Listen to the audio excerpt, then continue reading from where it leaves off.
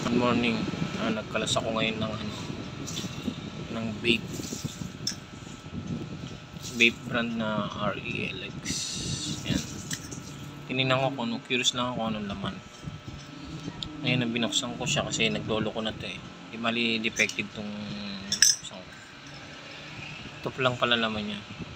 Lithium battery na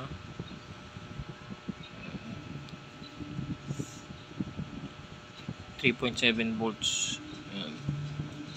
Tapos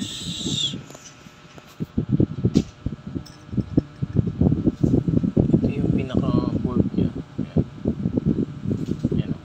Yung LED indicator nya. Ayan. Kung full charge siya o hindi. Tapos itong blue and white, ito yung nagko-control dun sa pinaka parang pansunog. Kasi ito yung sa charging pin nya. Yung battery tinanggal kasi corroded na pala yung battery. Medyo kailangan mag-ingat dito dahil ito sumasabog to dahil lithium lipo battery to.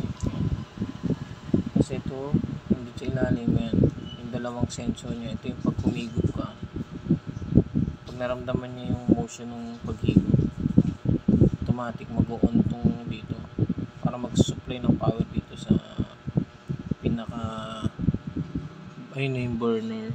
Ayun o. Kung makikita nyo yun, yung burner. Parang pasunog ng vape. Ayun dito. Tutuloy yung power dito sa tawid. Tapos, yung isa, hindi ko alam kung anong purpose ng isa, pero parang microphone din siya na sensor din. Hindi ko sure kung para saan. Pero itong isa sa paghihigop ka, automatic yung manaramdaman niya na na may humihigop yun, tapos magsusupply na siya rito. Simple lang pero itong medyo ingat-ingat tayo. Itong nakakatakot pag sumabog sa bibig nyo ito medyo